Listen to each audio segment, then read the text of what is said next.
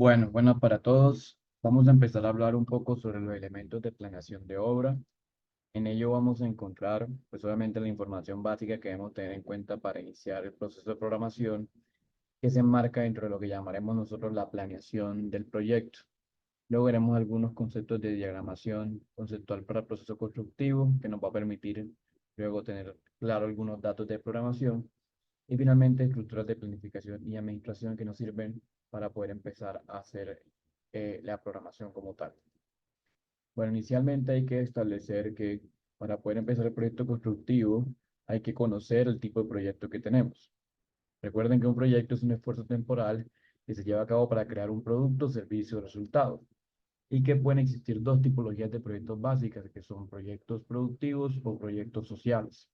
En el caso de los proyectos públicos o sociales, el objetivo es no generar lucros, sino alcanzar un impacto importante en la sociedad o en una comunidad que está, digamos, revisada o asociada a una necesidad de una obra. Y en el caso de proyectos productivos o privados, son aquellos que buscan la rentabilidad o un beneficio económico para ciertas entidades. El PMI Project Management Institute, que va a ser nuestra base en este curso, nos permite hablar un poco sobre los proyectos de manera general. Entonces, en este módulo no vamos a considerar la diferencia entre estos proyectos, sino que nos vamos a concentrar en la tipología de proyectos de manera general. Y si lo queremos ver un poco más llevado a la realidad, sería proyectos privados. El PMI es una organización mundial con muchos aliados internacionales que tiene 9 principios principales: la colaboración, la determinación de las funciones, los cambios, la innovación, el trabajo en equipo, las entregables o salidas, crecimiento, la visión y la comunidad o el trabajo en equipo. Estos componentes se unen para crear una organización que tiene más de 650.000 miembros en todo el mundo, en más de 190 países, y que en Colombia tiene obviamente un capítulo y una sede, la cual se encarga de promover un poco las prácticas o las buenas prácticas que ellos han definido en su documentación. El PMI estableció un documento base para la gerencia de proyectos conocido como el PMBOK o PMBOK, que es el libro de la gestión de proyectos y que ha sido renovado durante los últimos 30 a 40 años. La finalidad de este documento es identificar el subconjunto de fundamentos de gerencia de proyectos que son reconocidos como buenas prácticas. En nuestro caso, una buena práctica es aquel componente que nos permite decir que funciona correctamente la mayoría de proyectos o que por lo menos han tenido éxito. Si comparamos las ediciones, la sexta edición nos habla sobre las buenas prácticas desde el punto de vista de las áreas de conocimiento, los grupos de proceso y los subprocesos. Pero la séptima edición ya nos habla desde el punto de vista de los dominios, los principios, los modelos, métodos y artefactos. Y la idea es que aquí reconozcamos estos componentes. En la sexta edición, las buenas prácticas del PMBOK estaban enfocados en el conocimiento de áreas de conocimiento, grupos de procesos y subprocesos, mientras que en la séptima edición estaba basada en las buenas prácticas asociadas a las metodologías adaptativas o ágiles, donde el proyecto ya no tenía un fin inmovible, sino que podía ser modificado para bien del mismo y se basaba en dominios, principios y modelos. Como todos los proyectos de construcción son predictivos o tienden a ser predictivos, pues la sexta edición sigue siendo válida para nosotros, pero vamos a ver que la séptima edición tiene algunos componentes que nos interesan también. Las buenas prácticas para nosotros serán todos aquellos acuerdos que contengan la correcta aplicación de habilidades, herramientas y técnicas que en teoría nos permitan aumentar el éxito del proyecto, es decir, que no se basen en supuestos o en de pronto razonamientos unisingulares, sino que todo el mundo en la gestión de proyectos haya aportado algo para que esto se pueda utilizar. La séptima edición, por ejemplo, nos hace reconocer que el pensamiento sistémico de los proyectos debe ser aplicado para evaluar y responder a las circunstancias dinámicas del proyecto. Adicionalmente, para tratar de evidenciar un desempeño positivo del mismo, ya sea a través de la aplicación de dominios, de algunos sistemas específicos, de modelos, de métodos, etcétera, pero que deben ser reconocidos previos a la programación del proyecto. Entonces, antes de programar, tenemos que reconocer el proyecto como tal. Para ello, entonces, el PMI nos plantea que el ciclo de vida del proyecto debe empezar creando una documentación o una información de inicio del proyecto. Dentro de esta resalta el documento de acta de constitución, que es un documento que está entre la etapa de inicio y la etapa de planificación que permite a los proyectos empezar su ciclo de vida. Si lo asociamos a la vida real, el acta de constitución estaría antes del acta de inicio y después de la firma del contrato. Es decir, es un documento que la interventoría, el contratista o el supervisor utilizan para hacer seguimiento del proyecto. Y a medida que pasa el tiempo, pues el- los cambios que se deben realizar al proyecto deben ser mínimos y deben estar registrados en el acta de constitución. Otros documentos importantes para el inicio del proyecto es una evidencia de la información base del proyecto, la determinación de los interesados, la designación del manager o la planeación desde la Oficina de Gestión de Proyectos o PMO. Y el documento que más se utiliza en muchas entidades es el plan para la dirección de proyectos. Como acá digamos que estamos limitados al tiempo, solamente vamos a hacer el acta de constitución, pero el plan sería también una herramienta válida para iniciar el proyecto. Cuando iniciamos como interventores o supervisores debemos preguntarnos estas preguntas. ¿Quién es el patrocinador?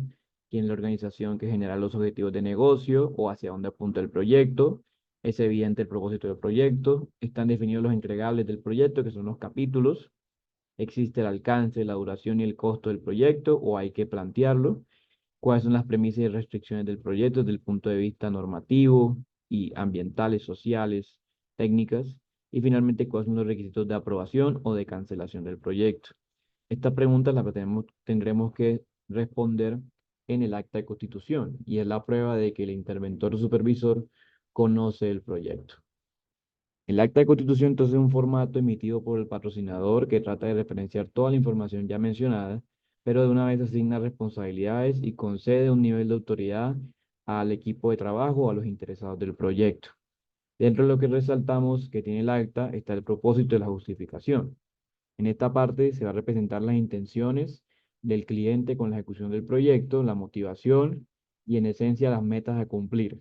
Eso sí, todo citado con la documentación original, no basado en supuestos. Por eso deben usarse normas APA para referenciar siempre el propósito y justificación. En el lado de las restricciones y premisas, es evidenciar los limitantes legales y generales del proyecto, como ya mencioné, todo el tema ambiental, social y técnico y económico que puede influir en el proyecto. Entendemos como esto todo lo que tiene que ver con normas, evidencia de información de usos, documentos técnicos, estudios y diseños previos. En la parte de requisitos de aprobación, el acta de constitución intenta ponderar un poco los hitos del proyecto. ¿Qué es un hito? Es un instante de tiempo que limita el desarrollo del proyecto, evidenciando el fin o el inicio de una actividad o un paquete de trabajo. Como este nos plantea los inicios o las finalizaciones de algunas actividades, también evidencian cuándo se aprueban o cuándo no. El inicio de la operación del proyecto, es decir, cuando finaliza el proyecto como tal, puede ser el requisito de aprobación principal en el caso de que hablemos del proyecto general. Otro documento u otra parte que aparece en el acta es el criterio de cierre o cancelación. Es simplemente responder a la pregunta cuándo finaliza el proyecto, planteando situaciones que incidirían positiva o negativamente en la finalización del mismo, ya sea por las entregas de los pliegos de especificaciones o porque el contratista no cumplió. En la descripción de proyectos entregables, pues se describe con palabras cortas qué actividades de obra se van a realizar y qué capítulos existen. Cuando hablamos de los capítulos, hablamos de toda la información necesaria para entender el proyecto desde el punto de vista de la supervisión, pero cuando hablamos de paquetes de trabajo o actividades, hablamos de aquellos componentes que definen el alcance, el cronograma y el presupuesto. Vamos a completar entonces el acta de constitución, uno de los componentes que trae el acta, como la actividad número uno, que es los objetivos del alcance, cronograma, costo y calidad.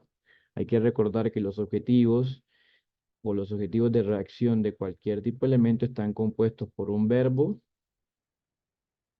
por un sustantivo y por un complemento. Esto quiere decir que cuando redactemos los verbos de este tipo de objetivos, tienen que estar enfocados a lo que nos menciona acá. Por ejemplo, en alcance, podemos evidenciar, definir la construcción de un proyecto, realizar la construcción de una obra civil, etcétera, etcétera. Entregar una estructura, entregar unos acabados, ¿cierto? Verbos que terminen en er, ir, árbol, ¿sí? En cronograma lo mismo, entregar las actividades de obra en ciertos periodos de tiempo, en costos, cumplir con el presupuesto del proyecto, en calidad, identificar las normas, el sistema de gestión de calidad asociado al proyecto. Y aquí en el indicador de éxito simplemente colocar qué deberíamos encontrar para que lo de la izquierda como objetivo se cumpla. Este es un componente importante porque en cronograma de este apartado debe aparecer el cronograma de hitos, que es un cronograma que se realiza con solamente actividades de tiempo cero, donde delimitamos la ejecución del proyecto, ya sea con inicios o fines de algunas etapas. La séptima edición, por ejemplo, trae esta tabla que vemos acá y nos dice que es importante reconocer en el proyecto también el presupuesto y el cronograma, pero tener claro el cronograma de hitos, que es algo que acá en este módulo tenemos de referencia, ¿sí? Ya sea basado en los dominios de desempeño, como son el enfoque, ciclo de vida del proyecto, la planeación, el trabajo en equipo o la medición, pero siempre debe estar presente el cronograma de hitos. Para ello lo vamos a referenciar directamente en el acta de constitución. Entonces, los actas de constitución tienen un apartado generalmente que nos permiten referenciar ese documento, que sería este que está acá. Entonces, este es el formato de acta de constitución. Se va a completar los componentes solicitados y hay un componente importante.